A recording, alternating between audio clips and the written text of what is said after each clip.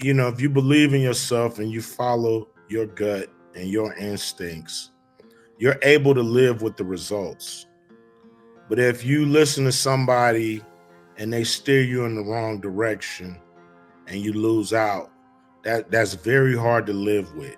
But in the end, he had, like 24 hours before he was killed, he had basically lost it and said, I'm leaving the pro-Israel cause. And this is before he's going to go on a nationwide campus tour where he's going to be bombarded with questions about Israel. This could have been potentially disastrous for the Israel lobby and the cause of Israel in the United States to have its most important non-governmental Gentile asset actually criticizing or entertaining criticism of Israel at these gigantic kind of arena size events. Okay, y'all need to grab a seat for this one because this one's about to get really interesting. So, y'all know how the whole Charlie Kirk shooting has had everyone confused for months, right? Well, it looks like things are finally starting to make a little more sense because some new info about Charlie's last 48 hours just dropped, and it's coming from none other than Ice Cube himself. Now, here's where it gets wild. Ice Cube is alleging that he's got details that could actually help piece together what really went down before the shooting. But the scary part, he's alleging that not only was some foreign intelligence involved, but that Turning Point America, along with a Jewish rabbi, might have played a role in convincing Charlie to attend that Utah talk that ultimately changed everything. In case you've been living under a rock, the whole Charlie Kirk shooting has had everyone side-eyeing the feds in their so-called investigation. I mean, the reports are full of inconsistencies from what really happened at the scene to who the shooter was, and even the motive behind it. And because nothing's adding up, people have started running their own private investigations. Now, one person who's really taken this personally is Candace Owens, who's made it clear she's not backing down until she finds out exactly who took the shot, especially since she was pretty close to Charlie. And honestly, no one deserves to watch someone they care about get executed on live TV. Now, Candace Owens isn't just throwing accusations, she's pulling receipts. So far, she's poked some serious holes in the FBI's version of the Charlie Kirk shooting. She's calling out how the feds claimed they had the shooter in custody, saying his parents supposedly turned him in after noticing their grandpa's gun was missing. But according to Candace, that whole story was made up. She's alleging that the FBI made it all up to pin the blame on Tyler Robinson while actively covering up the real shooter's identity and who he was working for. Now, Candace hasn't pointed fingers at anyone yet. However, we can all see where this is going and how she may be leaning towards some kind of foreign intelligence connection. And let's just say a lot of people think she's subtly pointing at Israeli intelligence. Candace's theory that the shot came from a highly trained foreign intelligence asset didn't just come out of thin air. It actually got some serious backup. A neurosurgeon who reviewed the details of the shooting claimed that the shot itself looked way too precise to have come from an amateur. According to him, the bullet struck a major artery, and Charlie passed almost instantly, the kind of accuracy you'd expect from someone with elite training, not some random shooter off the street.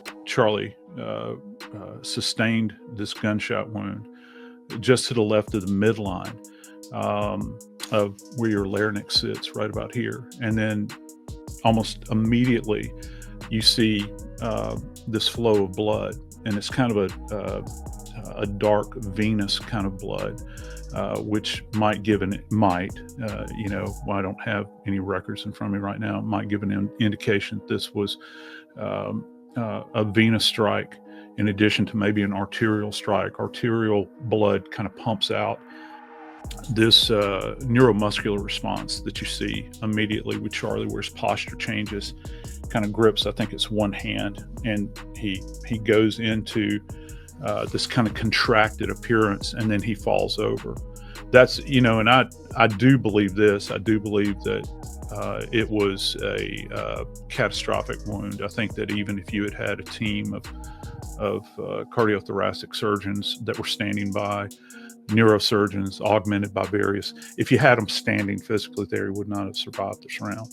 So when Candace said this had the markings of a professional hit, people started wondering if she might actually be onto something. Now, while these are still allegations, it's pretty clear where she's leaning. And despite all the backlash and heat she's been getting, she's not slowing down one bit. In fact, she's coming back each time with even more receipts. First, she dropped a major bombshell claiming Charlie rejected a $150 million donation from a company allegedly tied to Netanyahu, which she says was meant to keep him pushing a pro-Israel agenda. That revelation alone sent the internet into a total meltdown. Then she followed up by revealing that Charlie was planning to step away from his pro-Israel stance just days before he was unalived, and she had the receipts to prove it. But here's where things get even more interesting. Candace wasn't the only one saying Charlie was about to ditch that pro-Israel narrative. Max Blumenthal also backed what Candace said about Charlie dumping his pro-Israel agenda. Take a listen to what he had to say. But in the end, he had, like 24 hours before he was killed, he had basically lost it and said, I'm leaving the pro-Israel cause. And this is before he's going to go on a nationwide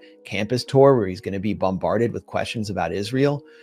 This could have been potentially disastrous for the Israel lobby and the cause of Israel in the United States to have its most important non-governmental Gentile asset actually criticizing or entertaining criticism of Israel at these gigantic kind of arena size events. She even backed it up with a screenshot of a conversation between Charlie and someone from Turning Point America, which everyone thought might have been fake, until Josh Hammer, a Turning Point staff member, confirmed it was real and admitted he was actually the one texting with Charlie in that conversation.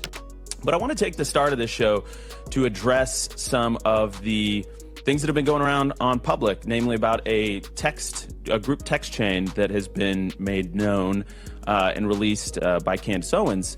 And I just want to address it head on because, that was a screen grab that I had shared with people. So it is authentic. And I want to go into it because I actually am really excited that the truth is out there.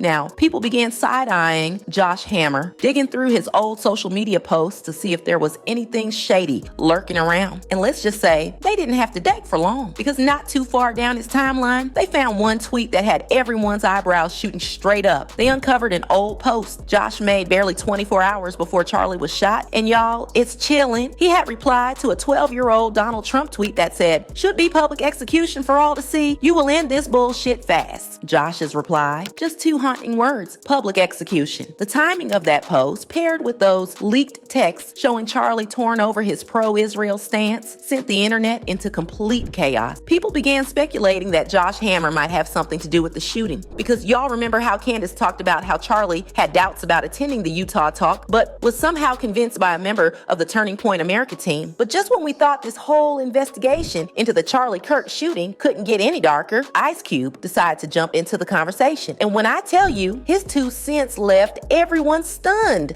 Jaws on the floor. So, according to inside sources, Ice Cube is claiming that this wasn't just some random act of violence. He's alleging that foreign intelligence was involved and that Charlie was actually betrayed by people he trusted inside Turning Point. Ice Cube reportedly pointed out something that had everyone thinking. How does a man with kids who had just received a wave of death threats still go on to speak at a public event just days later?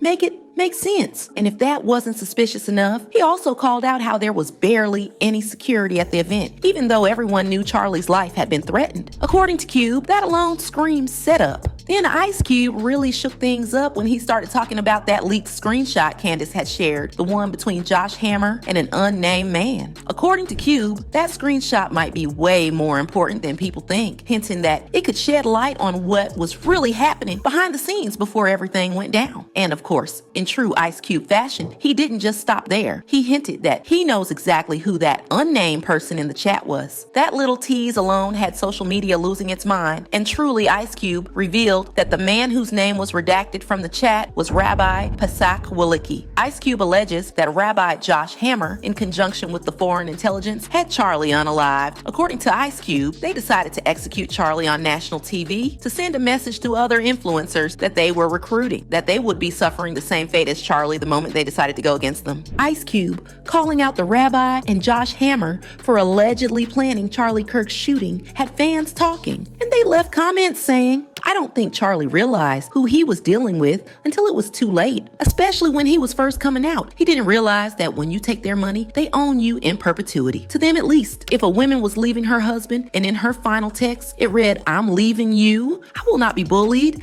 etc., etc., then she was murdered 48 hours later, who would be prime suspect? The ugly-looking Josh Hammer pretends and gaslights us. Kirk was just letting off steam. While he leaves out the exact wording, no choice choice but to leave the pro-Israel cause. That isn't steaming, that is final. So do you think Ice Cube was right about the rabbi having something to do with the Charlie Kirk situation? Or do you think he got this all wrong? As there is more to this than what is being reported, let me know what you think in the comments, then check out the next video.